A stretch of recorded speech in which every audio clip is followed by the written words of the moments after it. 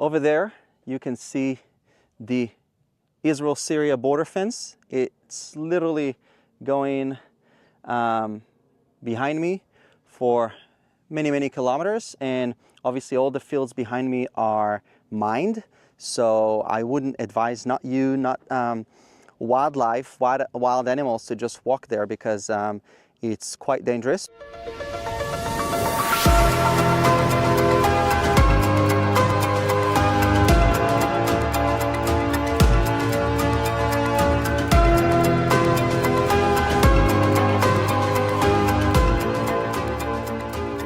But before we continue, if you want to take a bold stand against Israel haters, BDS, and anti-Semitism, then go and visit the israelstore.com, take a stand, be proud of who you are, and together we're gonna win.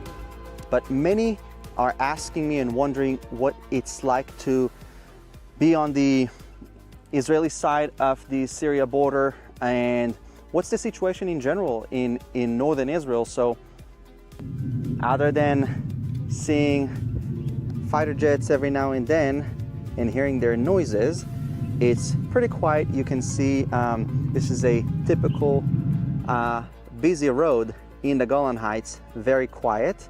And this is where I'm standing now. You can see more clearly the Israel-Syria border. That's literally Syria already. So many want to know what is going on exactly, and I'll tell you, the Syrian army, it's pretty insane and historic. The Syrian army, they deserted all the military posts in the demilitarized buffer zone, and they just deserted them and left as soon as they felt the Assad regime is falling apart, which also led to the Israelis seeing this as a historic opportunity to basically change the equation and to make sure that the Syria border is going to be very safe. So Israel took the initiative and they entered especially farther north to the very northern part of the Syria border, and they took over the Syrian Hermon, which is now makes it that the IDF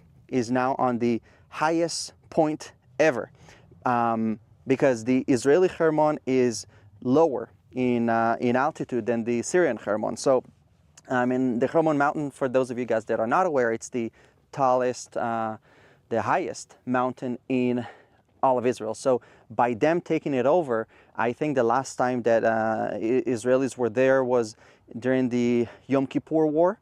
And by the way, this place where I'm standing now, there was also a big battle here during Yom Kippur. There is a monument here commemorating a few dozens of soldiers that died here in the war with Syria. But ever since the civil war broke out in Syria, the border has been pretty quiet. I served here in the army, and other than spillover every now and then, it was pretty quiet.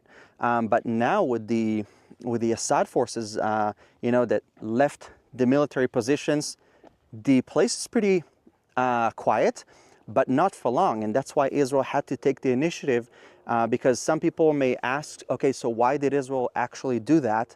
And the answer is very simple. Israel does not want to see radical Islamist groups on our border, and let alone on the tallest mountain, Mount Hermon. So they had to take that. Prime Minister Netanyahu said that this is a temporary move until things clear.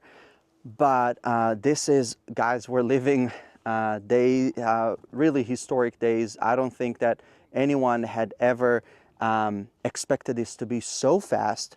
And something interesting about the axis of resistance is that it was basically the evil trinity, so to say. It was Bashar al-Assad, Putin, and Khamenei in Iran. And what's really interesting is that in the moment of truth, they all left him.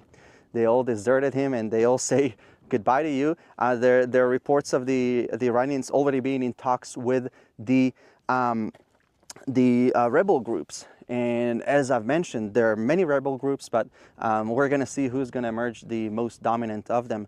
But basically, yes. So in a moment of truth, they all left him. So sure, Russia did provide, asylum to Bashar al-Assad, but reports say that Putin didn't even bother to meet him. So he's kind of like, it's like, I did you a favor, but don't talk to me. So yeah, that's about that. And of course, on top of everything, January 20, the day Trump takes office, it's very soon, very close.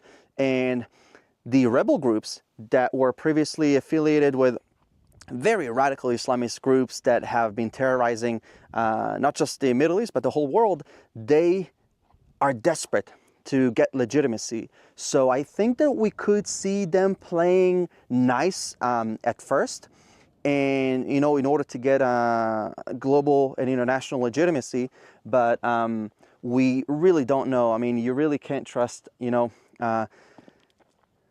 people like this who don't really see you as a human being. So yeah, that's about that. I think that we're gonna see really interesting days ahead of us. And also the whole thing that you see right now with Israel fortifying its borders, that is not something Israel doesn't see it as a direct threat with the fall of the Assad regime. On the contrary, some former military officials, they say that it's actually a good move. But again, unlike other countries, we don't take chances. When people threaten with our annihilation, we believe them, and we ensure that their wild dreams don't happen. But if I flip the camera, you really see how peaceful and quiet it is. And it's really, it almost feels romantic that there's this bench here. You can sit, watch the border, watch the Israelis taking over positions, and it almost feels like business is just usual. And you can see down there cows. So I don't know how they managed to get there, because in the Golan Heights, I don't know if you noticed these signs. It's from the war with Syria. A lot of mines. But I do want to mention a very important detail, and some people overlook it, but it's actually the danger of the Islamic regime in Iran, because they, seeing the collapse of the axis of resistance, as they call it, axis of evil, seeing the collapse of this resistance and this group that they forged together, it may put Iran in a very uncomfortable situation of, because they spent billions of dollars to build this thing, to channel weaponry to Hezbollah using Syria, and also Russia that has been using Syria. And they may go as far as pursuing nuclear weapon because they don't see any other option, and they promise to destroy Israel.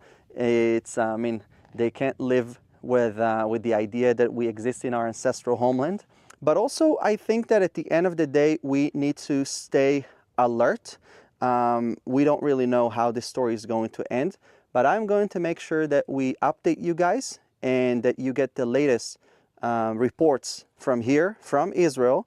And at the end of the day, we are here to stay, and no enemy can threaten Israel with annihilation. So thank you so much for watching this report, and make sure that you subscribe to never miss any important update from Israel.